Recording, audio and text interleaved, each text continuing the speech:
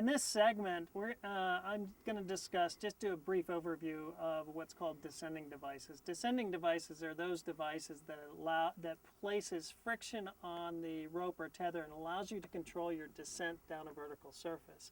So there are a gazillion type of devices out there, all different shapes, sizes, configurations, but I'm going to show you some of the ones that are out in the market, the most readily available.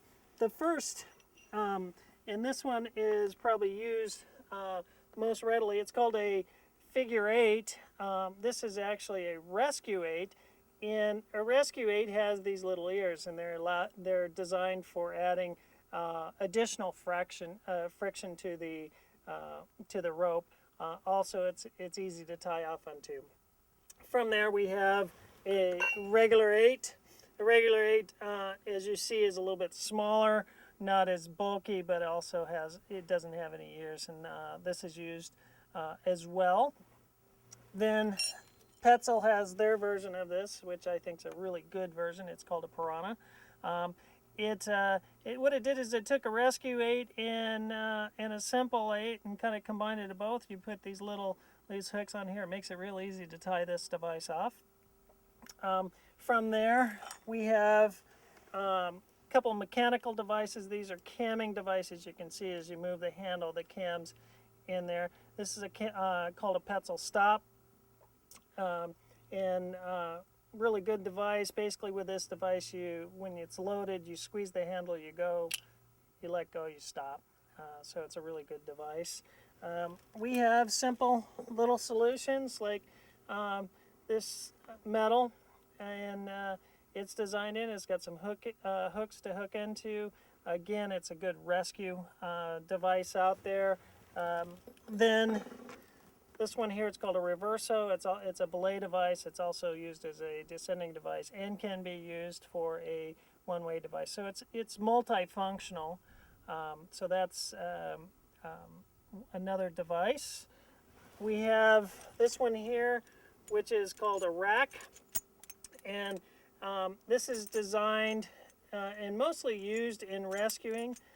These little blocks, they slide back and forth. You weave the rope in and out depending on how much friction you want to apply. If you decide somewhere in there that you want to reduce some friction, you just start popping some of these little bars out of your thing.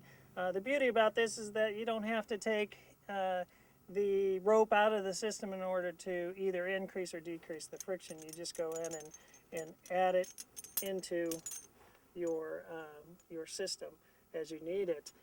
Then there's some real bizarre ones out there. This one here, this is called a Fisk. Great device, very heavy, very bulky, but a lot of areas to kind of tie into.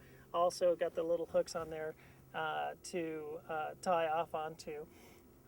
And then when we get into, if you have multiple ropes or longer descents and you have multiple ropes or rescue ropes, this is called a tuba, and what it's designed to do is to pass the knots. So if you have a knot in a rope, the knot actually falls through here very easily. Friction is dissipated through this. It's good for long rappels as well and heavy rappels. And then there are a couple other things. Like this one here, it's a gree-gree. It's a belay device. And again, with the belay device, it has a camming device in here. This can be used as a descending device. Most readily used as a belay or backup or a rope capturing.